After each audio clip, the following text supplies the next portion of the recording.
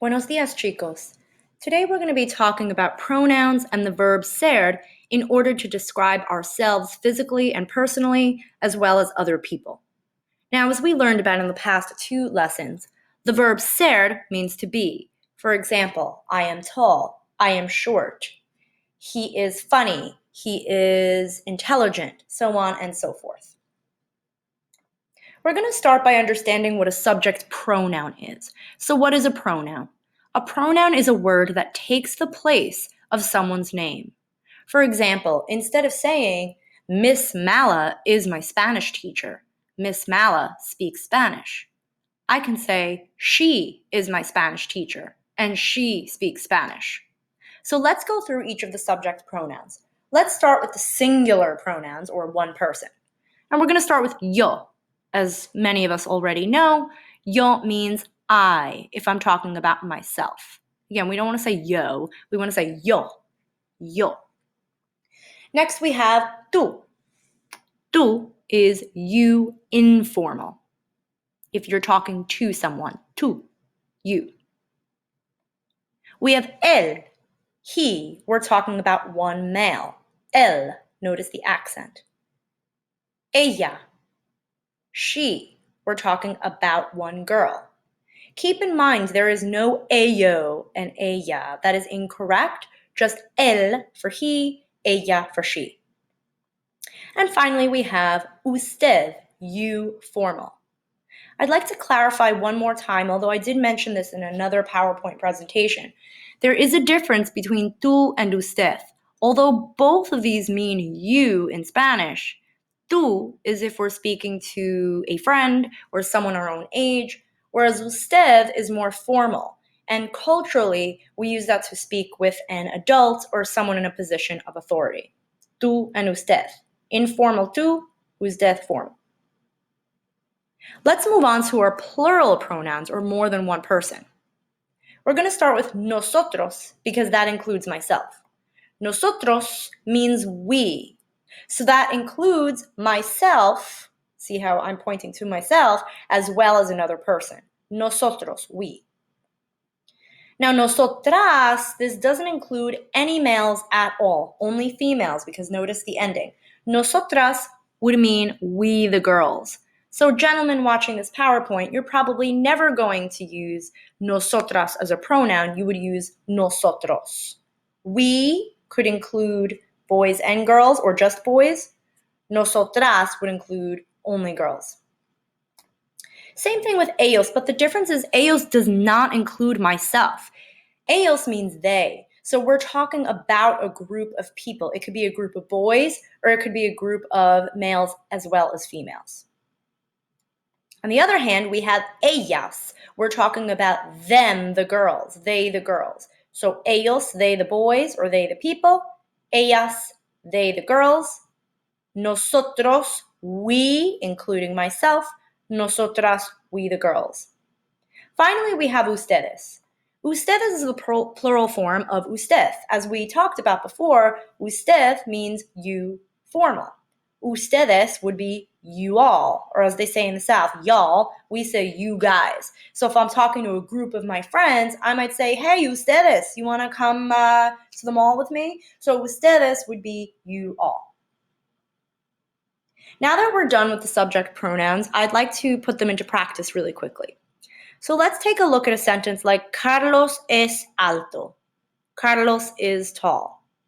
Instead of saying Carlos, we're going to replace his name with the subject pronoun. Carlos is the same thing as saying he. So if we look back at our pronouns before, you got it, Carlos is él. Él es alto. He is tall. Let's look at número dos. Mis amigos y yo somos buenos. My friends and I are good. Notice this doesn't just say yo, it's my friends and I. So since I'm included in this group, I want to use we. My friends and I is we. So if we look back, we would be, muy bien, nosotros. Nosotros somos buenos. We are good. Número tres. Marta es bonita. Marta is pretty. So we can replace Marta's name, this one's pretty simple, with she. If you remember, she is... Muy bien, ella. Ella es bonita, she is pretty. Now we have a group of people here. Número 4, los profesores son estrictos. The teachers are strict. So instead of saying the teachers, we can say they are strict. If we look back, how do we say they? Muy bien, ellos. Ellos son estrictos. They are strict. They, the teachers. Now, número 5 is a little bit tricky. We have ella y tú son cómicos. She and you are funny. So that's the same thing as saying you and her. So remember, this is as if we were talking to two people. So in this case, we're going to use ustedes. Ustedes son cómicos. You all, or y'all, are funny. Now that we've put into practice our subject pronouns, I want to talk about the verb ser, to be. We kind of already went through I am, he is, but I want to show you the charts. We always follow the pronoun chart. You'll notice all these pronouns that we just went over to conjugate or change a verb. So in this class, and I'm sure you heard it in your Spanish class before, we're going to conjugate or change each verb. So let's start with the verb ser, which means to be. And we use the verb ser to describe physical traits, alto, bajo, rubio, moreno. Nationality, americano, dominicano, puertorriqueño. Profession, profesor, doctor, secretaria. Relationships, amigo, madre, hijo, hermano. Identity and personality kind of go together. Cómico, divertido, inteligente, and the time and the date. Hoy es jueves, mañana es viernes. So let's go through each conjugation for each subject pronoun. We're going to start with yo, I. I am, yo soy, I am. So we change ser to soy only to describe ourselves. Yo soy alto, for example, I am tall. We're going to move on to the next pronoun, which we went over, is tú, means you. You are, tú eres. Tú eres alto. You are tall. So you might be thinking, how does eres come from ser? Well, that's just irregular, and that's just the way the language is. So your best bet is to really memorize your endings here. Él, ella, usted. You're always going to see él, ella, and usted grouped together because the verb changes in the exact same way for all three of these. So él, ella, usted, es. He is, she is, or you formal are.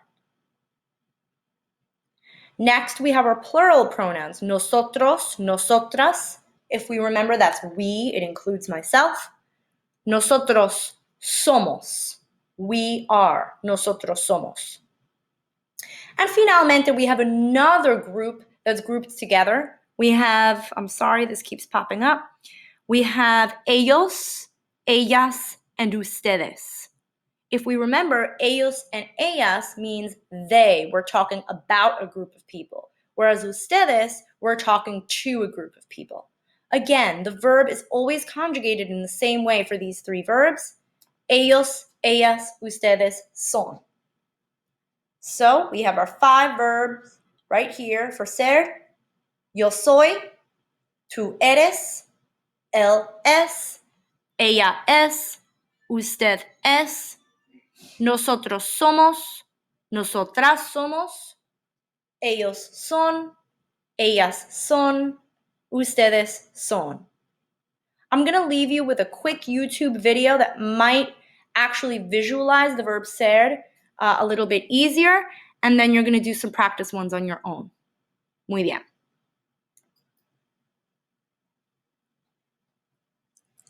Hi, welcome to this lesson on how to use the verb ser.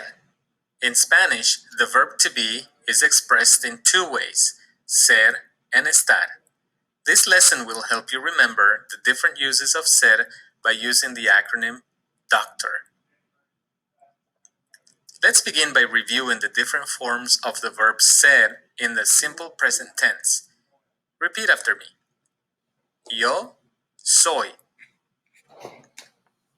Tú eres. Él, ella, usted es. Nosotros somos. Vosotros sois.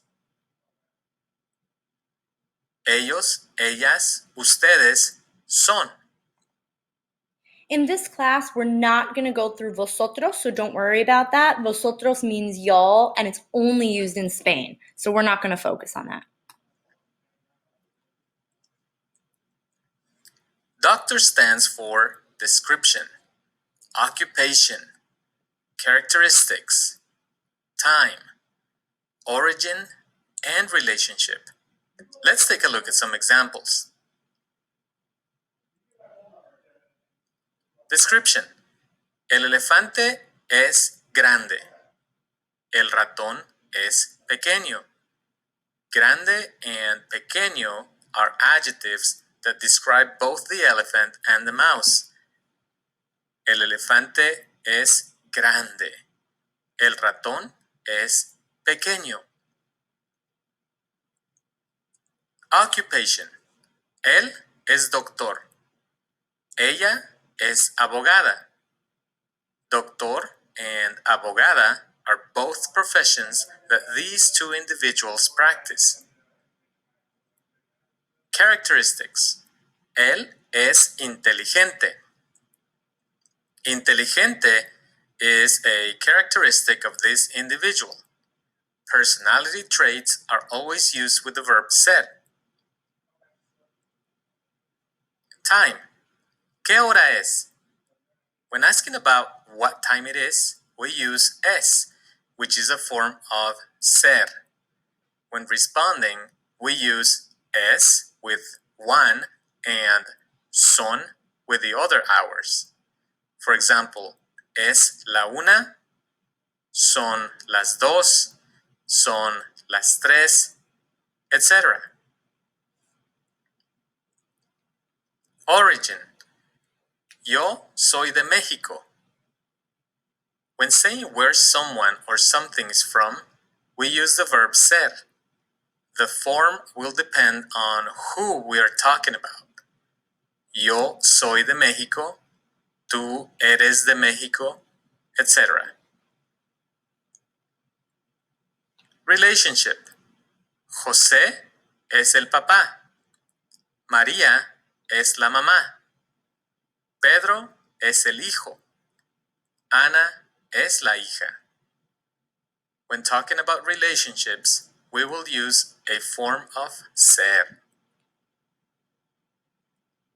So, if you noticed, Okay, I'm going to ask you guys to practice your activities for pronombres and the verb ser. Please message me if you have any questions at all. Hasta luego.